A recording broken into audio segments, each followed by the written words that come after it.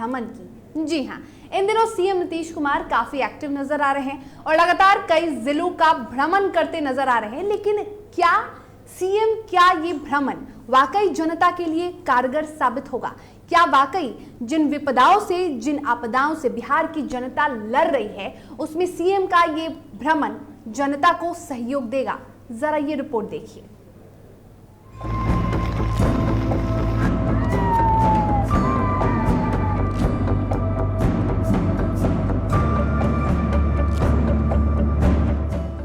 बिहार ने दो महामारियों का प्रकोप झेला और अभी इन दोनों महामारियों के साथ साथ बाढ़ ने लोगों का जीवन दुश्वार कर रखा है। लंबे वक्त से बिहार आपदाओं से गुजर रहा है। कोरोना, ब्लैक फंगस, फिर बाढ़। ऐसे में बिहार की जनता के लिए जीवन फिलहाल एक जंग बन चुका है और इस हाल में प्रदेश की सरकार द्वारा भी कुछ ऐसा कदम नहीं उठाया जा रहा है जिससे जनता को राहत मिल सके।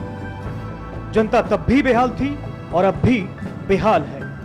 हालांकि बिहार के मुख्यमंत्री नीतीश कुमार लगातार यही दावे करते हैं कि उनकी सरकार जनता को परेशानियों से निकालती है, सुविधाएं मुहैया कराती है।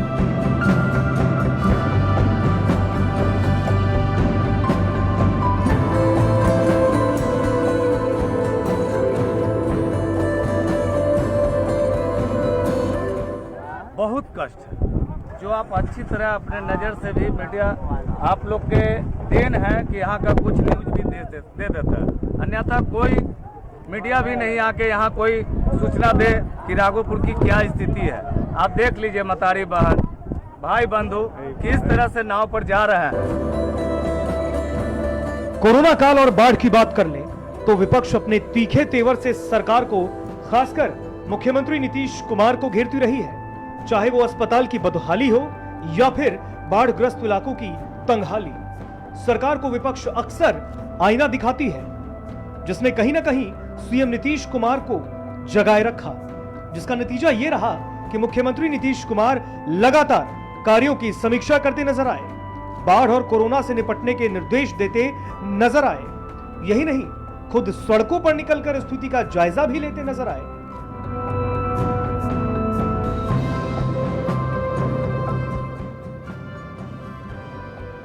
जनता परेशान हो रही है। इसी का तो देन है कि बिहार किसी क्षेत्रों में अव्वल नहीं हुआ। न बेरोजगारों को रोजगार मिला, न किसानों को काम मिला, मजदूरों को काम मिला, न किसानों को खेत में पानी गई। नीतीश कुमार जी क्यों नहीं बताते हैं कि 16 साल के कार्यकाल में क्या 16 साल पहले जिन किसानों के खेतों में पानी जाता था, क्या आज उतने किसानों के खेत में पानी जा रहा है?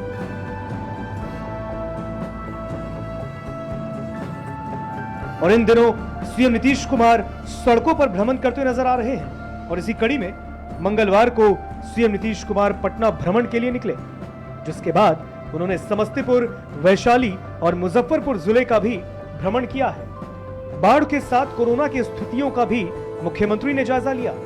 तो वहीं 6 अगस्त को बिहार में अनलॉक 4 की अवधि भी खत्म हो जाएगी, जिसको लेकर सीएम जायजा के बाद फैसला ले सकते हैं। लेकिन सीएम के भ्रमण से भी परेशानियां खत्म नहीं हो रही।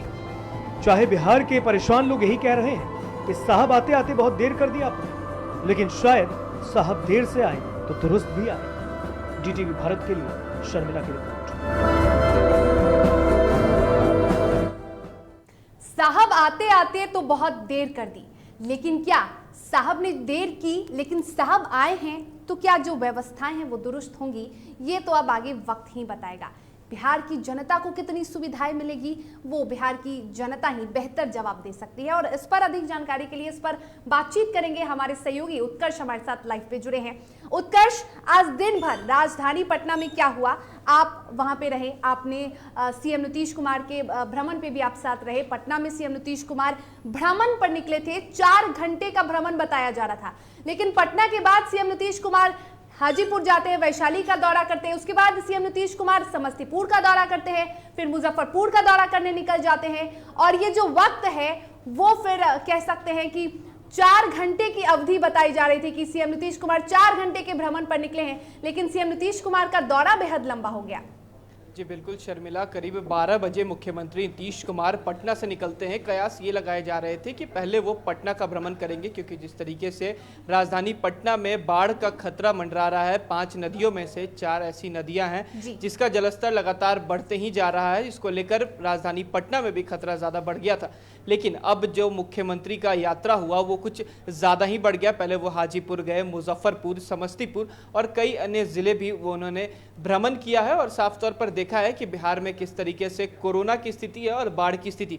क्योंकि जो मिथिलांचल और का जो इलाका है, जो मुजफ्फरपुर है, समस्तीपुर है, अमूमन बाढ़ में डूब जाते हैं। कई ऐसे इलाके हैं जो गांव के इलाके हैं, मुजफ्फरपुर के, समस्तीपुर के ऐसे इलाके हैं जो बाढ़ में डूब जाते हैं, जिस वजह से लोगों को काफ़ी ज़्यादा दिक्कतें होती हैं। हालांकि मुख्यमंत्री ने हवाई यात्रा कई बार किया है, बिहार के अलग अलग जिलों का भ्रमण भी किया है, देखा भी है किस तरीके से बाढ़ से प्रभावित हुए हैं, इलाके प्रभावित हुए हैं, जनजीवन अस्त व्यस्त हो गया है, जिसको लेकर काफ़ी ज़्यादा दिक्कतें हुई हैं। लेकिन आज मुख्यमंत्री हवाई यात्रा नहीं बल्कि रोड शो पर निकले और मुख्यमंत्री के साथ 2 मंत्री भी थे और पटना से जब निकले तो उनके साथ जिलाधिकारी और एसएसपी भी थे। लेकिन जब वो पटना से निकलने के बाद हाजीपुर गए तो हाजीपुर में उनके सुरक्षा के लिए वहां के जिलाधिकारी और एसपी वहां मौजूद रहे। उसके बाद मुख्यमंत्री ने अलग अलग जिलों का भ्रमण भी किया, जिसमें पूसा गए, वो मुजफ्फरपुर गए, मुजफ्फरपुर की एक एक गलियों को देखा, क्योंकि एसकेएमसीएच में जिस तरीके से बाढ़ के बाद पानी लग जाता था, जल जमाव हो जाता था, उसका भी उन्होंने भ्रमण किया। बिहार की राजधानी की बात कर लेते हैं तो बिहार की राजधानी पटना का भी आज सीएम नीतीश कुमार ने भ्रमण किया। पटना में किन किन जगहों पे गए सीएम नीतीश कुमार? किया है हाजीपुर के जो तटीय इलाके हैं, जो गांधी सेतु से के तरफ जाते हैं, वहां उन्होंने भ्रमण किया। इसके अलावा नौबतपुर के तरफ गए और कई अन्य तरफ गए। जिस तरीके से बिहार में पूरा बाढ़ आया हुआ है उसका उन्होंने भ्रमण किया है। और साफ तौर पर जो हाईवे है, हाईवे के इलाकों में, हाईवे के साइड में जिस तरीके से पानी जम गया है उसको लेकर भी उन्होंने भ्रमण किया और देखा है और आला अधिकारियों से बात भी की और कहा है कि इसको लेकर जल्द से जल्द निवारण किया जाए। शर्मिला, उत्कर्ष, एक सवाल और करना चाहूंगी। सीएम नीतीश कुमार भ्रमण पर निकले, लगातार कई बार बाढ़ ग्रसित इलाकों का सीएम नीतीश कुमार ने कह सकते हैं कि जायजा लिया, लेकिन क्या देर नहीं हो गई भ्रमण करते करते? क्या वाकई सीएम के इस भ्रमण से जनता को फायदा पहुंचेगा? क्योंकि जनता पहले ही त्रासदी में डूब चुकी है, पहले ही अगर कहे तो जनता बेहद बेहाल जिंदगी जी रही है। ये भ्रमण कितना कारगर साबित होगा? जी बिल्कुल शर्मिला, मुख्यमंत्री ने काफ़ी देर कर दी, क्योंकि जब बाढ़ आया था तब उन्होंने हवाई यात्रा की। हवाई सर्वे में उन्होंने देखा कि किस तरीके से जो माहौल है, मुजफ्फरपुर का हो, चाहे वो दरभंगा का हो, चाहे अन्य ज़िलों का हो, किस तरीके से डूबे हुए थे। लेकिन जब आज उन्होंने रोड शो किया, रोड के जरिए गए, लोगों तक पहुंचे, तो कहीं ना कहीं देर कर दी, क्योंकि जिस तरीके से बाढ़ ने पूरे बिहार में हड़कंप मचाया, कितनी लोगों की जानें चली गई, इस वजह से कई नई बीमारियां भी पनप उठी और लोगों की मौतें भी हो गई। तो कहीं ना कहीं मुख्यमंत्री ने काफ़ी देर कर दिया। हालांकि अब जब मुख्यमंत्री दौरा कर रहे हैं तो कयास ये ज़रूर लगाए जा रहे हैं कि कुछ ना कुछ अच्छा ज़रूर करेंगे मुख्यमंत्री, क्योंकि कई बार ऐसा हुआ है जब बाढ़ आया है तो मुख्यमंत्री ने सर्वे किया है और विशेष पैकेज को लेकर भी बात की है। तो कहीं ना कहीं अब ये देखना होगा कि बाढ़ प्रभावित एरियाओं का जो जिला है उसमें जिलाधिकारी से वो बात करते हैं और किस तरीके का बाढ़ राहत पैकेज देते हैं। शर्मिला, बिल्कुल, तमाम जानकारी के लिए आपका बहुत शुक्रिया उत्कर्ष। तो आपको बता दें कि हमारे साथ हमारे सहयोगी उत्कर्ष जुड़े थे, जिन्होंने बताया कि सीएम नीतीश कुमार ने आज बिहार की राजधानी पटना में किन किन जगहों का भ्रमण किया, किन किन स्थितियों के बारे में जानकारी ली। आपको बता दें कि बाढ़ से निपटने की तैयारियों को लेकर सीएम नीतीश कुमार ने जायजा लिया और सीएम नीतीश कुमार उसके साथ ही अब आगे बढ़ चुके हैं, उनका काफिला आगे बढ़ चुका है। मुजफ्फरपुर, समस्तीपुर, वैशाली का सीएम नीतीश कुमार दौरा कर चुके हैं और सीएम नीतीश कुमार का जो काफिला है वो बढ़ता ही जा रहा है। तो फिलहाल तमाम जानकारी के लिए आपका बहुत शुक्रिया उत्कर्ष।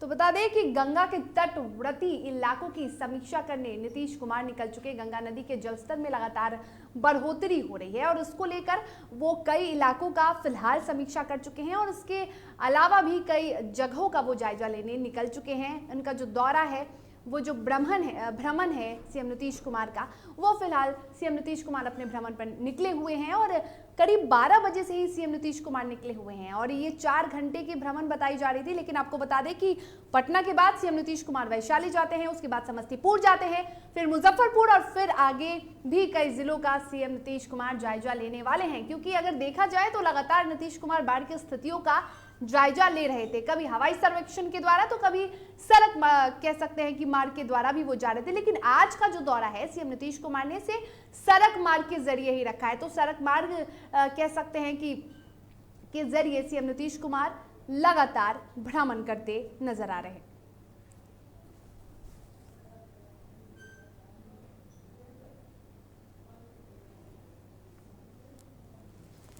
और चलिए इस पर अधिक जानकारी के लिए और हम बातचीत करेंगे, क्योंकि सीएम नीतीश कुमार लगातार कई अलग अलग जिलों में जा चुके हैं, भ्रमण कर चुके हैं। और इसी कड़ी में सीएम नीतीश कुमार मुजफ्फरपुर भी गए। मुजफ्फरपुर के हमारे सहयोगी रुपेश से जानेंगे कि सीएम नीतीश कुमार ने किन किन इलाकों का कहां भ्रमण किया। रुपेश, सीएम नीतीश कुमार मुजफ्फरपुर पहुंचे, किन किन इलाकों का भ्रमण किया सीएम नीतीश कुमार ने? जी शर्मिला, बिल्कुल। नीतीश कुमार जैसे ही मुजफ्फरपुर पहुंचे, सबसे पहले उन्होंने सकरा थाना होते हुए मुशहरी थाना के उसका शहर में इन किया। शहर के कंपनी बाग चौराहे होते हुए इस दौरान सुरक्षा व्यवस्था काफी चुस्त देखने को मिला। उसके बाद भगवानपुर चौक पे जदयू के प्रदेश सचिव के द्वारा कुछ कार्यकर्ताओं के साथ मुख्यमंत्री का स्वागत किया गया, लेकिन मुख्यमंत्री वहां चंद सेकंड के लिए रुके। उसके बाद फिर वो रेवा घाट के लिए आगे बढ़ गए। बिल्कुल। तो रुपेश, कह सकते हैं कि सीएम नीतीश कुमार ने बाढ़ ग्रसित इलाकों का भी जायजा लिया। क्या पहले से जानकारी थी या सीएम नीतीश कुमार अचानक से ही मुजफ्फरपुर जिले पहुंचते हैं? एकाएक अचानक से ही ये प्रोग्राम हुआ कि यहाँ नीतीश कुमार का आज आगमन है। मुजफ्फरपुर के कुछ क्षेत्र होते हुए उनको बाहर निकलना है, पटना की ओर निकल, जो कि रेवा घाट और छपरा होते हुए पटना जाएंगे। इसको लेकर इतनी जल्दी काफी सुरक्षा व्यवस्था भी जिसकी टाइट थी, और एक चौक चौराहों पे पुलिस की मुस्तैदी देखने को मिली जिधर से मुख्यमंत्री का आगमन होना था। बिल्कुल। रुपेश, कितने देर तक मुजफ्फरपुर रुके रहे मुख्यमंत्री?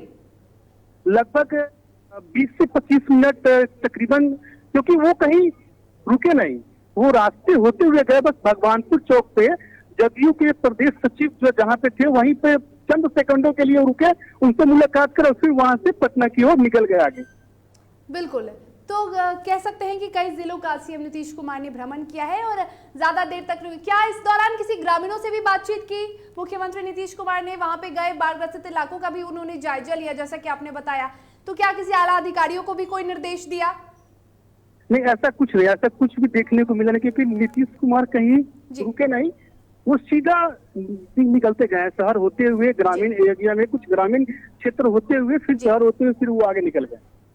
तो बिल्कुल सीएम नीतीश कुमार ने कई जगहों का, कई जिलों का जायजा लिया और इसी कड़ी में मुजफ्फरपुर भी पहुंचे थे। करीब 20 से 25 मिनट तक सीएम नीतीश कुमार मुजफ्फरपुर के कई इलाकों का उन्होंने जायजा लिया। हालांकि इस दौरान उन्होंने कोई अधिकारियों से, किसी ग्रामीण से बातचीत नहीं की, बल्कि जो बाढ़ ग्रसित इलाके थे वहां का उन्होंने जायजा लिया, वहां का निरीक्षण लिया और इसके बाद सीएम नीतीश कुमार पटना के लिए रवाना हो गए। फिलहाल तमाम जानकारी के लिए आपका बहुत शुक्रिया रुपेश।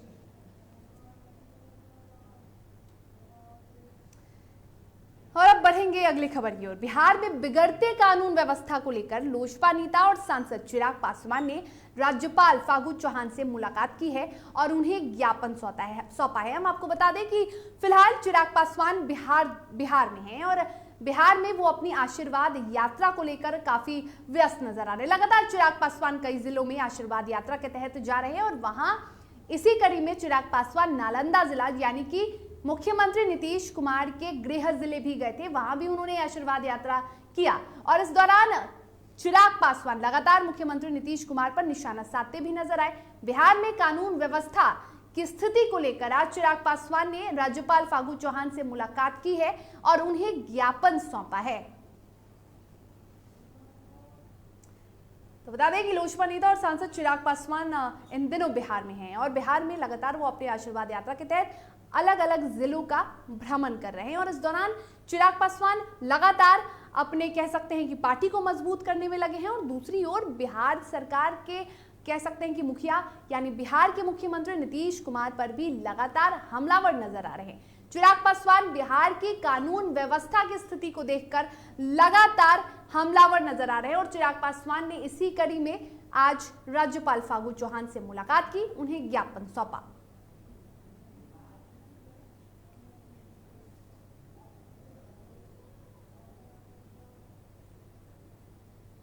और इस पर अधिक जानकारी के लिए हमारे सहयोगी न्यूज रूम से लाइव चैट पे जुड़े हुए हैं हमारे साथ ऋतिक सुमन। ऋतिक, आज चिराग पासवान ने राज्यपाल से मुलाकात की है और बिहार के बिगड़ते कानून व्यवस्था पर उन्होंने चर्चा की है। राज्यपाल फागू चौहान से उन्हें ज्ञापन भी सौंपा है। बिल्कुल बिल्कुल शर्मिला, अगर देखें तो चिराग पासवान जिस तरीके से अब एक्टिव मोड में दिख रहे हैं, अगर आप देखिए आशीर्वाद यात्रा को लेकर लगातार वो बिहार में घूम रहे हैं, वो भी सड़कों से होते हुए लोगों की जो परेशानियां हैं, जो उनकी दिक्कतें हैं, वो उससे रूबरू हो रहे हैं और उसे जल्द से जल्द निपटारा करने की बात कर रहे हैं। और इस बीच चिराग पासवान बिहार में बिगड़ती कानून व्यवस्था, जो कि लगातार सवाल खड़े कर रही है विपक्ष, क्या बिहार में सुशासन की सरकार है। लगातार जब नीतीश कुमार कहते हैं कि बिहार में सुशासन का राज है, लेकिन ये दावे धरातल पर नहीं दिखते। इसको लेकर अब चिराग पासवान आज राज्यपाल से मिल गए, फागू चौहान से मिलने के लिए आज वो गवर्नर हाउस पहुंचे और ज्ञापन सौंपा है। आप देख सकते हैं एक लेटर उन्होंने दिखाया है और इस ज्ञापन को सौंपने के बाद उन्होंने मीडिया से बातचीत की और इस बीच उन्होंने कहा है कि बिहार में जिस तरीके से मेयर को मार दिया जाता है, अगर आप देखिए कि इधर 2 दिन पहले कटिहार में मेयर को मार दिया जाता है, दिन दहाड़े एक मेयर की हत्या हो जाती है, उसको लेकर भी वो कटिहार जाते हैं और कहते हैं कि नीतीश कुमार तो आते भी नहीं है, मृतक के परिजनों से मिलते तक नहीं है, और इसको लेकर वो लगातार हमला कर रहे हैं। और आज जब वो राज्यपाल से मिलने गए तो उनका एक ही मुद्दा था, उन्होंने एक ही बात कही कि बिहार में जो लॉ एंड ऑर्डर को धज्जियां उड़ाई जा रही है, जो बिगड़ती कानून व्यवस्था है, उसको लेकर वो राज्यपाल से महामहिम से मिलने पहुंचे हैं और इस बात को लेकर उन्होंने ज्ञापन भी सौंपा है। और लगातार वो हमला कर रहे हैं कि बिहार में जिस तरीके से रंगदारी, हत्या और बलात्कार जैसे संगीन मामले हो रहे हैं, इसको लेकर बिहार सरकार सजग नहीं है, लगातार हमला कर रहे हैं चिराग पासवान। शर्मिला, बिल्कुल, चिराग पासवान लगातार हमलावर नजर आ रहे हैं ऋतिक। खासतौर पे अगर सीएम नीतीश कुमार की बात करें तो मुख्यमंत्री नीतीश कुमार को लेकर भी वो कई बार बयान दे चुके हैं और इस बार मेयर हत्याकांड की बात करें तो कहीं ना कहीं मेयर हत्याकांड को लेकर लोजपा भी बिहार सरकार पर लगातार निशाना साध रही है। वो ये कह रही है कि लोजपा के कई बड़े नेताओं की हत्या हो चुकी है और ऐसे में चिराग पासवान मिलते हैं, वो बातचीत करते हैं, अपने कह सकते हैं कि राज्यपाल से वो बातचीत करते हैं और ज्ञापन सौंपते हैं। ऐसे में क्या किसी अन्य मुद्दे पर भी चिराग पासवान ने बातचीत की? देखिए बिल्कुल उनका पहला मुद्दा यही था, फोकस यही था कि जो अभी हाल में कटिहार में मेयर का हत्याकांड हुआ है, मेयर को दिन दहाड़े मारा गया है, उसको लेकर वो काफी ज्यादा बिहार सरकार पर गरजे हुए हैं, क्योंकि देखिए चिराग पासवान के पारिवारिक ताल्लुकात भी शिवराज पासवान से रहे हैं और इसलिए वो उनके घर जाते हैं, उनके परिजनों को ढाढ़स बंधाते हैं और लगातार मीडिया से ही कहते हैं कि आए ना मुख्यमंत्री, मिले मृतक के परिजनों से, क्या सांत्वना दे रहे हैं, वो यहां पर आए, फिजिकली मिले उनसे, उन्हें ढाढ़स बंधवाए। यही लेकर, इस बात को लेकर लगातार चिराग हमलावर है नीतीश सरकार पर, खास करके बिहार के मुख्यमंत्री नीतीश कुमार पर। और जब वो लेटर लेके गए, अपने ज्ञापन को लेकर गए, उसमें पहला मुद्दा उनका यही रहा कि जो हालात है बिहार में, सबसे बड़ी बात है, आप देखिए जब एक मेयर को मार दिया जाता है दिन दहाड़े, तो आम जनता की क्या हालत होगी, इससे आप समझ सकती है। इसको लेकर चिराग पासवान काफी ज्यादा गुस्से में भी है, आक्रोशित भी है, लगातार कहते हैं कि बिहार में जिस तरीके से पिछले 15 साल से सरकार चला रहे हैं नीतीश कुमार, हो क्या रहा है इस सरकार में, क्या सुशासन की सरकार दावे करती है, सिर्फ दावे से ही चलेगा क्या? क्या यहां पर जब मेयर को मार दिया जाता है, यहां पर नेताओं को मार दिया जाता है, लगातार वो कह रहे हैं कि लोजपा के कई ऐसे नेता हैं जिन्हें मारा गया है, जब वो उनकी मौत हुई है, इसलिए वो कहीं ना कहीं इस चीज से आहत भी है, शिवराज पासवान से बेहद करीबी ताल्लुकात रहे, इसको लेकर भी काफी ज्यादा उन्हें इस बात का आहत हुआ है। और ये इस बात को लेकर उन्होंने मीडिया को भी कहा है कि बहुत ही बड़ी बात है, बहुत बड़ी घटना है, अब तक आरोपियों को नहीं गिरफ्तार किया गया है, सीएम कर क्या रहे हैं, इसको लेकर काफी ज्यादा वो आक्रोशित हैं। शर्मिला, चिराग, बिल्कुल, चिराग पासवान बहुत ज्यादा आक्रोशित हैं और बेहद कह सकते हैं कि सिर्फ चिराग पासवान नहीं, बिहार की जनता भी इस घटना के बाद से, इस वारदात के बाद से काफी आक्रोशित है और लगातार अपराधियों के गिरफ्तार होने की बातचीत की जा रही है और जो परिजन हैं उन्हें न्याय की बातचीत हो रही है। अब देखना ये होगा कि सरकार कितनी जल्दी एक्टिव होती है और कितनी जल्दी अपराधियों को गिरफ्तार किया जाता है, कितनी जल्दी इस पूरे मामले का खुलासा होता है, ये तो अब देखने वाली बात होगी। तो फिलहाल आपको बता दें कि चिराग पासवान ने राज्यपाल से मुलाकात कर ली है और उन्हें ज्ञापन सौंप दिया है। फिलहाल तमाम जानकारी के लिए आपका बहुत शुक्रिया ऋतिक। तो फिलहाल वक्त हो चला है एक छोटे से ब्रेक का और ब्रेक के बाद खबरों के साथ जल्द हाजिर होंगे।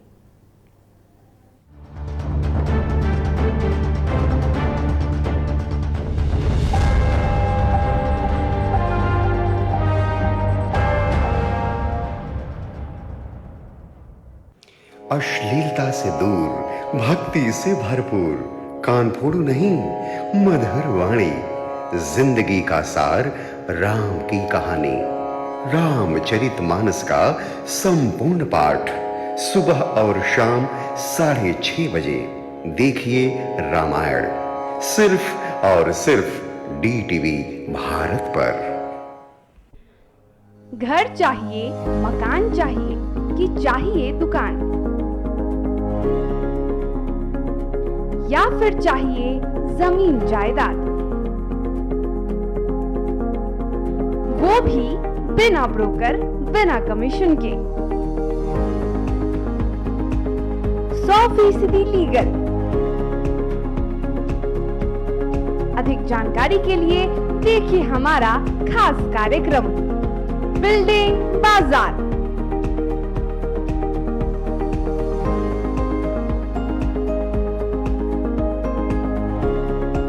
Finance expert engineer Madan Gupta के साथ सिर्फ DTV भारत पर, शनिवार और रविवार रात 8:30 बजे।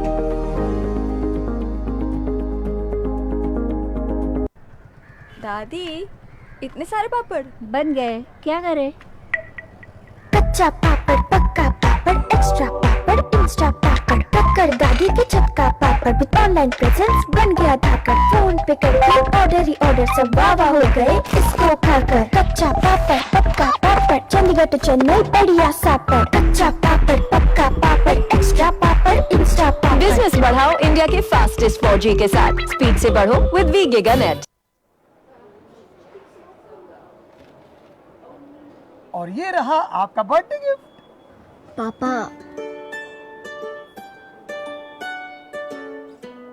बेटा ये कैसा है? ये दुनिया क्यों न समझे, मेरी दुनिया बदल गई।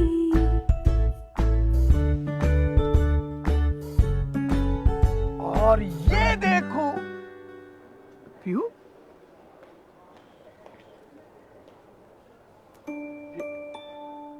प्यू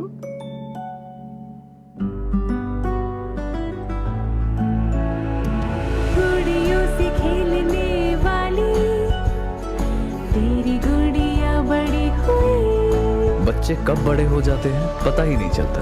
थोड़ा बड़प्पन दिखाइए। रहो सेफ सैनिटरी पैड से खुद को स्वस्थ और सुरक्षित रखने में इनका साथ निभाइए।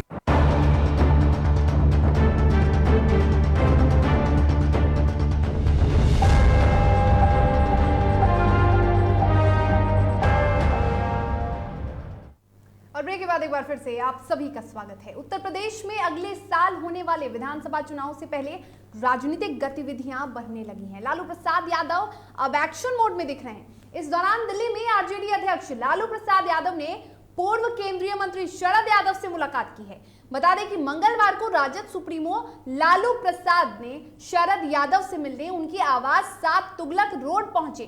लालू प्रसाद के साथ उनकी बेटी मीसा भारती और प्रेमचंद्र गुप्ता भी थे। और इससे पहले लालू यादव ने सोमवार को दिल्ली में ही अपने समधी और समाजवादी पार्टी के नेता मुलायम सिंह यादव और अखिलेश यादव से मुलाकात की थी। तो कहीं ना कहीं अब कहा जा सकता है कि एक तरफ उत्तर प्रदेश में विधानसभा चुनाव होने वाले हैं तो दूसरी ओर लालू प्रसाद यादव अब एक्टिव मोड में नजर आ रहे हैं। होना चाहिए वहां पे बिहार में किसी और को सीएम ये तो जानना चाहिए ना, नरेंद्र मोदी को समझना चाहिए। उनका पार्टी तो बोल दिया कि कोई वैकेंसी नहीं है प्राइम मिनिस्टर का, और हमारी सरकार तो बन ही गई थी तेजस्वी का। हम लोग जेल में थे, अकेले वो लड़का मिल के जो फाइट दिया इन लोगों का, सब लोगों का 10 वोट से 15 वोट से बेईमानी करके सब और हरा दिया। चिराग पासवान ही लीडर बन गया जी।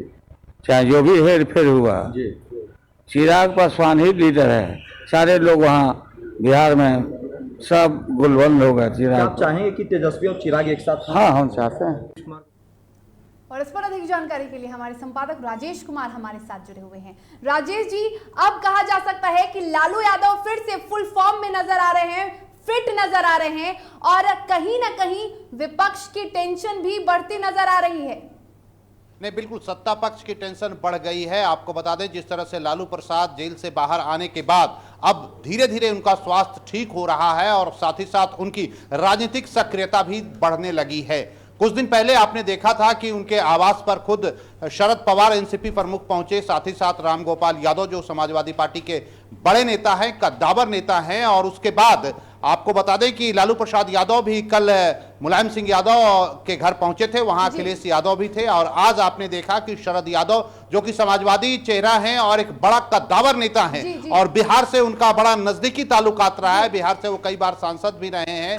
वैसे देखिए, इस गौर करने की बात है, शरद यादव कभी नीतीश कुमार के साथ हुआ करते थे और जेडीयू के राष्ट्रीय अध्यक्ष हुआ करते थे, और अब जिस तरह से लालू प्रसाद यादव ने घेराबंदी शुरू की है, और ये घेराबंदी सिर्फ नरेंद्र मोदी के खिलाफ नहीं है, ये घेराबंदी बिहार में नीतीश कुमार के खिलाफ है, एनडीए सरकार के खिलाफ है। तो अगर लालू प्रसाद फिट हैं और एक्शन मूड में आ गए हैं, तो निश्चित रूप से नीतीश कुमार के लिए टेंशन बढ़ गई है। साथ ही साथ भारतीय जनता पार्टी की जो सरकारें नहीं है, बिहार में है या फिर दूसरे जगह कहीं भी है, या केंद्र में जो सरकार है नरेंद्र मोदी के नेतृत्व में, उनका भी टेंशन बढ़ गया है, क्योंकि लालू प्रसाद एक ऐसे लीडर रहे हैं, और आपको बता दें कि भारतीय राजनीति के इतिहास में उन्हें किंग मेकर की भूमिका में देखा गया है। कई ऐसे प्रधानमंत्री, देवगौड़ा को आपने देखा होगा किस तरह से उन्हें राजनीतिक चाल चली, और उसके बाद देवगौड़ा को कर्नाटक से सीधे उठाकर प्रधानमंत्री की कुर्सी पर बैठाने का काम किया था लालू प्रसाद यादव ने। तो लालू प्रसाद, इनकी जो इस बार की जो पारी शुरू हो रही है, ये पारी आप कह सकते हैं नरेंद्र मोदी के लिए भी मुश्किल की घड़ी है। साथ ही साथ सबसे बड़ी जो समस्या खड़ी होने वाली है वो मुख्यमंत्री नीतीश कुमार को होने वाली है। साथ ही साथ एक सवाल जब मीडिया कर्मियों ने उनसे पूछा कि क्या तेजस्वी और साथ ही साथ आपको पता चिराग पासवान एक साथ होंगे, तो उन्होंने स्पष्ट रूप से कहा कि दोनों को साथ मिलकर आगे बढ़ने की जरूरत है। और उन्होंने ये भी कहा कि जिस तरह से तेजस्वी यादव ने विधानसभा चुनाव में फाइट दिया और उन्हें जिस तरह से हराने का काम किया, वो वाकई में काबिले तारीफ था, और उन्होंने ये भी संदेश देने की कोशिश की है कि आगे आने वाले दिनों में तेजस्वी और चिराग एक बड़े लीडर होंगे और दोनों साथ मिलकर बिहार में काम करेंगे। तो लालू प्रसाद की यह सक्रियता, निश्चित रूप से जो आपने सवाल पूछा है वो वाकई में सही है। बिहार और दिल्ली में बैठी हुई केंद्र सरकार दोनों की टेंशन बढ़ा दी है। बिल्कुल राजेश जी, ऐसे में अगर बात करें तो लालू प्रसाद यादव अपने दोस्तों से मुलाकात कर रहे हैं लगातार। अगर बात करें मुलायम यादव की, मुलायम यादव उनके समधी भी हैं और वो भी एक काफी कह सकते हैं कि वरिष्ठ नेता हैं, और उसके बाद वो शरद यादव से मिलते हैं, तो अपने पुराने कह सकते हैं कि दोस्तों से और काफी कह सकते हैं कि अनुभवी नेताओं से लगातार वो मुलाकात कर रहे हैं। तो ऐसे में क्या कुछ रणनीतियां बनाई जा रही हैं? देखिए, रणनीति बस यही है कि जो केंद्र में बैठी हुई नरेंद्र मोदी सरकार है उसके खिलाफ एक बड़ा खेमा तैयार करना, एक बड़ी घेराबंदी बनाने की जरूरत है, ताकि जो स्थिति है, नरेंद्र मोदी जिस तरह से देश में शासन कर रहे हैं, वो बार बार कह रहे हैं कि ये आज की जो सरकार है वो सांप्रदायिक है, आज की सरकार जो गरीब गुरबा के खिलाफ है, आज की सरकार पूंजीवाद का समर्थक है। उन्होंने कहा कि समाजवाद की एक बार पुनः स्थापना करने की जरूरत है, गरीब गुरबा को आगे लाने की जरूरत है। देखिए, लालू प्रसाद की पॉलिटिक्स हो या तमाम समाजवादी नेताओं की पॉलिटिक्स हो या आप वामपंथी लीडर की बात कर लें, ये सब पॉलिटिक्स गरीब गुरबा का करते रहे हैं, देश में सामाजिक एकता की बात करने की पॉलिटिक्स करते रहे हैं। कितना एकता ये लोग बना पाए ये अलग विषय है, लेकिन अभी जिस तरह से लालू प्रसाद ने अपना कदम बढ़ाया है और जिस तरह से लालू प्रसाद एक एक बड़े जो लीडर हैं, जो कद्दावर लीडर रहे हैं, चाहे वो शरद यादव हों, आपको बता दें या शरद पवार हों, मुलायम सिंह यादव हों, नए चेहरे के रूप में आप अखिलेश यादव को भी ले सकते हैं, उनसे भी उनकी बातें हो रही हैं। साथ ही साथ ये जो लोग मिल रहे हैं और जिनकी तस्वीर बाहर आ रही है, ये तो सिर्फ जाके मिल, कई ऐसी बातें हो रही हैं जो टेलीफोनिक बातें हो रही हैं या फिर संदेश एक दूसरे के द्वारा दूध भेज कर करवाया जा रहा है। तो एक बड़ी कोशिश की जा रही है, और आज आपने दिल्ली में देखा कि राहुल गांधी के नेतृत्व में एक पूरा विपक्षी खेमा केंद्र सरकार के खिलाफ आप कह सकते हैं कि गोलबंद हुआ है, और एक जगह लोग बैठे हैं, चर्चा परिचर्चा हुई है, और सब एक मत से एक ही बात उन्होंने कहा है कि केंद्र सरकार के खिलाफ आज की तारीख में गोलबंदी करने की जरूरत है, इनके खिलाफ हल्ला बोलने की जरूरत है। और इस कड़ी में लालू प्रसाद का स्वस्थ होना, लालू प्रसाद का भारतीय राजनीति में एक बार फिर कदम बढ़ाना, निश्चित रूप से ये एक अलग दिशा और दशा तय करेगा भारतीय राजनीति की। खासकर उत्तर प्रदेश में जो चुनाव होने जा रहा है, इसका सीधा सीधा असर वहां भी होना है, और साथ ही साथ बिहार की सियासत पर भी असर पड़ना तय है। बिल्कुल, बिहार की सियासत पर भी असर पड़ना तय है, क्योंकि लालू प्रसाद यादव बिहार के पूर्व मुख्यमंत्री और आरजेडी सुप्रीमो एक बार फिर से फुल फॉर्म में आ चुके हैं। अब देखना यह है कि कितना असर पड़ता है बिहार के राजनीति गलियारे में इसका। फिलहाल तमाम जानकारी के लिए आपका बहुत शुक्रिया राजेश जी। तो आपको बता दें कि अब जेल से रिहा होने के बाद राजद सुप्रीमो लालू प्रसाद यादव इन दिनों एक्टिव मोड में नजर आ रहे हैं, और लगातार वो कई नेताओं से, कई बड़े विपक्ष के नेताओं से मुलाकात कर रहे हैं। लालू प्रसाद यादव देश के बहुत बड़े नेता हैं, और जब कभी वो नेताओं से मिलते हैं तो सरकार हिलने डुलने लगती है और घबराहट शुरू हो जाती है और लोग मांग करना शुरू कर देते हैं कि सीबीआई उनके स्वास्थ्य कारणों से मिला है। ये नहीं पता, उनको ज्ञान नहीं है कि कानून में जब हम अपनी अवधि पार कर जाते हैं, एक अवधि सीमा समय सीमा सा रहता है, उसको जब पार कर देते हैं तो कोर्ट अपने आप उसको बेल दे देती है। ये लोग घबराहट में हैं। आदरणीय लालू प्रसाद यादव जैसे जैसे सक्रिय हो रहे हैं, बीजेपी और एनडीए के लोगों को घबराहट शुरू हो गई है कि अब ये उखाड़ फेंके। आदरणीय लालू प्रसाद यादव देश के बहुत बड़े नेता। तो लालू प्रसाद को लेकर अब आरजेडी के विधायक भाई वीरेंद्र ने भी अपना बयान दे दिया और उन्होंने तारीफ की है, क्योंकि उन्होंने ये कहा है कि अब सरकार लालू यादव के एंट्री से डर गई है। तो फिलहाल इन तमाम बड़े मुद्दों के साथ अब वक्त हो चला है बुलेटिन में, और फिलहाल मुझे दीजिए इजाजत। आप देखते रहिए DTV भारत। नमस्कार।